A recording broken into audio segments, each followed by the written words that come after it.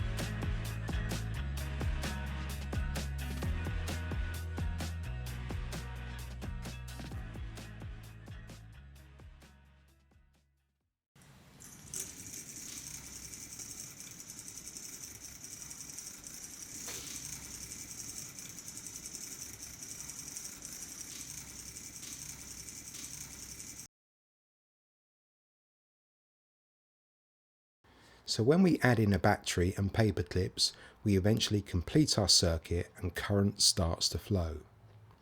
Here we can see the direction conventional current, that is positive to negative, takes, and in this example the coil is wound clockwise as we view it here. That clockwise direction isn't important for it to work, but it helps explain which way the coil will want to spin. When current flows through a circuit, it induces a magnetic field around the wire. Now that part of the magnetic field we're interested in is that formed by the coil. You can see here we get this pattern similar to a bar magnet field. Now on its own this setup doesn't do very much. However, if we add in another magnetic field near the coil, we generate a force that interacts with the coil's magnetic field. The south pole of the coil's field is pulled down, attracted to the north pole of the magnet we've just added. So the coil spins 90 degrees and the south pole now faces downwards. Ordinarily, the experiment would end there, as both magnetic fields are now aligned and the coil would stay in that position, moving no more. However, if we go back to our starting position and take a closer look at that arm with half the enamel coating removed, we can see that when the coil reaches the same position again, the enamel coated side of the wire now becomes the connection point with the rest of the circuit.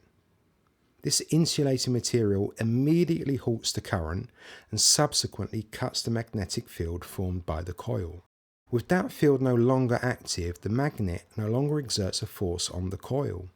And with no force acting on the coil, the momentum from that downward turn allows the coil to freely rotate a 180-degree turn upwards before the bare copper side is back in contact with the clips and the current starts up again. The coil's magnetic field is generated again and the south pole is forced back down to the north pole of the magnet until the fields align.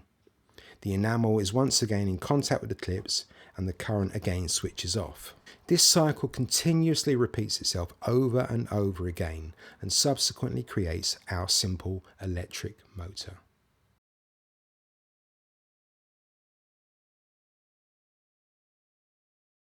So thank you for watching. There are links to some of the other playlists if you want to see more of the same.